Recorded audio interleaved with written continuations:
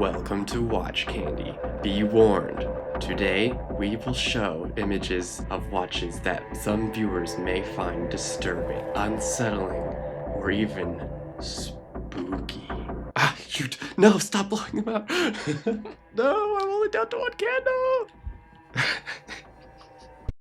Hey, welcome to Watch Candy. I'm really excited to have you here. We are well and truly deep into the spooky season, and so today I thought I would talk about my experience owning the spookiest watch in the whole world for a whole year. So let's get right into it. I'm really excited. This is one of my absolute favorite watches, so let's just jump right in.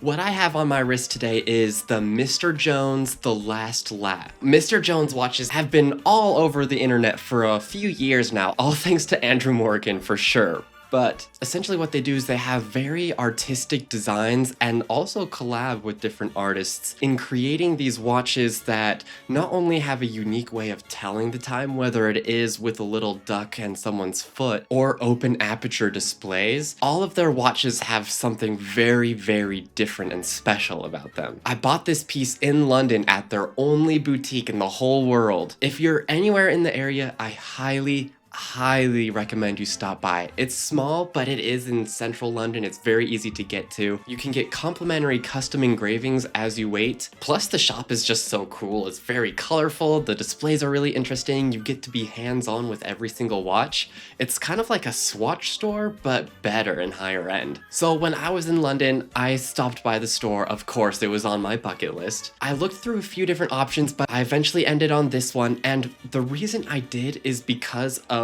it has a really cool design with the skeleton face and the time readout being done through the teeth. It has a little bit of an interesting story to it. So like I said, Mr. Jones collaborates with all sorts of different artists, but they also do in-house designs as well. And the way you can tell the design is in-house versus an artist collaboration is by the crown positioning. Essentially, the founder, Mr. Jones himself, is left-handed, so if the crown is on the left side of the watch, then you know that it was designed by the man. So that's one of the reasons why I bought this watch, because it does have that left-handed crown. I love the stark bone white of the dial. It's very striking in person, and I love how much real estate it takes up. Sometimes I look at the watch and think it might have benefited from extra details in that design, but when I really think about it, the minimal skull features against just the plain white background really add a lot of intrigue and just a little bit of extra punch. And since the crystal sits right up against the surface, it makes it feel like it's coming up out of the watch. One thing that's really cool about this watch that I didn't know about it until I saw it in person is the fact that the skull features are not just a black paint, but they're actually mirrored. Sometimes I try and line it up so my eyes are inside the skull's eyes, but that's really hard. But I believe that's highly intentional because this watch is about remembering our own mortality and understanding that our time is finite. So I think it's really cool when you look at this skull and see yourself in it. It definitely adds a somewhat morbid reminder. While I'm at it, I should probably talk about how the time is actually read on this watch. If you're unfamiliar with watches that read with this dual aperture, let me walk you through. So the top row of the skull's teeth, if you look quite closely, the front two teeth will show the hours. It's an instant switch. Once the transition happens from, say, 3 o'clock to 4 o'clock, it's not a gradual glide, but a snap. As opposed to the minutes, which are the bottom row, are marked in 5-minute increments and will glide along the bottom row, always changing the bottom row's teeth layout. And every 15 minutes, the teeth will have a pair of gold teeth, which also aids in telling the time much more quickly because, yeah, it is a little bit hard to read under some circumstances because the numbers are a little bit small. Of course, their case design is iconic. It's really eye-catching and is definitely one of the main hallmarks of a Mr. Jones watch. When I bought this watch in London, I actually bought it with 2 different strap options. Right now, I'm wearing it on their, I don't really know what to call it. It's essentially a vegan leather, so it doesn't come from an animal. I don't know all the specifics, but the employee was explaining to me that one of the primary ingredients in crafting these straps is actually apple skin, which is super weird and random, but you can kind of get a feel for it when you have these straps in person. They're soft and have an interesting texture. It definitely feels like the skin of a fruit, which is super cool. Sometimes I smell it and see if I can get a whiff of apple. No, just hand soap. I'm definitely more of a metal bracelet guy, so I also bought their metal mesh strap to go along with this watch. The strap itself is nothing really fancy. It's good quality. It's not insane, you know, you're not getting like a rose gold Patek Philippe lips mesh strap, you know, but you are getting something that's very comfortable. It's very flexible, which is nice. I've owned some mesh straps that are stiff for some reason, which I do not understand. Doesn't that defeat the whole purpose? But it also kind of glistens in the light, which is super pretty when paired with this watch. Everything about the fully polished case, the mesh strap, and the mirror finish on the skull's details all comes together and creates a stunning, bright silver package. And since I was there in person, I also got my watch engraved, and the engraving reads, "I customized my rifle like it's 1862. I shot up a fellow and took his boots." If you were on the trip with me, which was really just my family, it's an inside joke from that trip, so if you know, you know, but if not, that's okay. It's just for me. But I wanted to get the watch engraved because they offered that complimentary engraving. I think that's a really awesome way to personalize a sentimental piece like this. I'm a huge fan of buying watches to commemorate trips. I never have anything against customizing them because I know that I'll never get rid of them.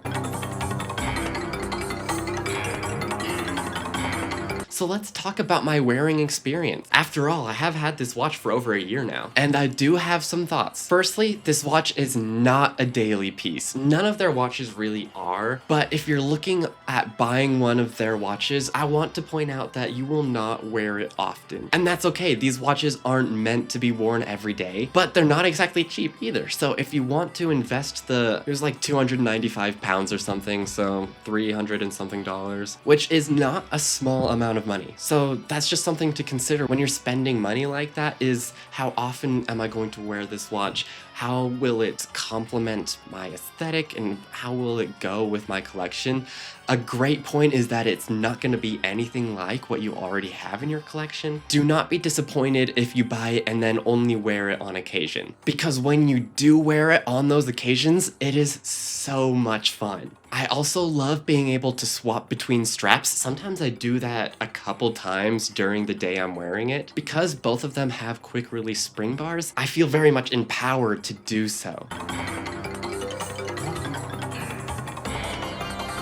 Now, during the year or so that I've owned this watch, I have come across some minor complaints, and that's okay, no watch is perfect. But if you're watching this with the consideration of purchasing a Mr. Jones watch, or maybe just to inform yourself on the brand more, here are some things that I've noticed during my year of ownership. Firstly, the crown is very small and it's quite recessed, so it's a little bit tricky to set, especially since it's on the left-hand side. I often have to turn the watch upside down and read the time upside down as I change the time. Second is the fully polished case. Every single surface of this case is polished. That includes the case back as well, which somehow I've managed to put a very noticeable and sizable scratch on, so I'm not sure how that happened. I like to have that romantic aspect in mind when scratches occur, where it's a part of life and it's me imprinting my life experience onto the watch, and that's all great. But, you know, it's nice to know that a watch can withstand a certain amount of abuse. Next, unfortunately, is the time readout. I really love the concept and the way it works, and when I wear it, it is super fun. It's not exactly the watch you want to have on if someone asks you the time, because you're going to be looking at it and be like, oh, like, I mean, the teeth are kind of like between 11:05 and 11:10, but like, I don't really know where exactly, so I'm just going to kind of estimate. And by that time, they're already looking at you like you're crazy and maybe having a stroke. Last, I would say, is the price, it's good, it's not great, it's not bad. This watch does have an automatic seagull movement in it, so it's a Chinese movement, which is nothing crazy. You can definitely feel that it's a cheap movement. Sometimes it makes a little bit of noise as you wear it, and that's to be expected from an entry-level automatic movement. So it's not that I'm surprised that it happens, it's just, you know, a little reminder that you didn't buy something luxury. And the quality of the case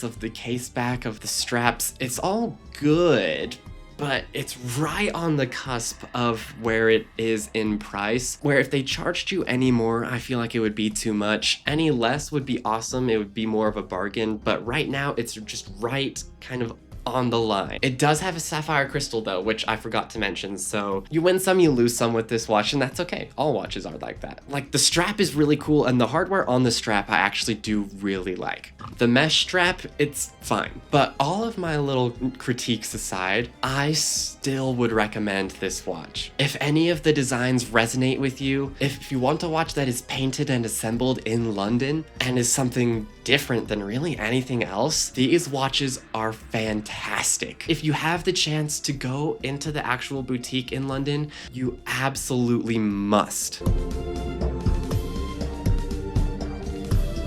So that's what I've got today. I hope you enjoyed learning about this watch and my wearing experience with this watch. Like I said, I adore it. It's not something I wear every day, but when I do, I enjoy it. I have some awesome memories tied with this watch. I will acknowledge adds a little bit of bias, but if you've been waiting for a sign to go for one of these, this is your sign. And I thought it was perfect to talk about for the spooky season. Thanks for joining me with this episode. I'm so happy to have you here. Subscribe, join Watch Candy for more awesome, exciting content. I have a ton of videos out now, so if you see any being recommended to you, definitely watch because they're a lot of fun. Hopefully this watch wasn't too spooky for you, and I will see you all next time.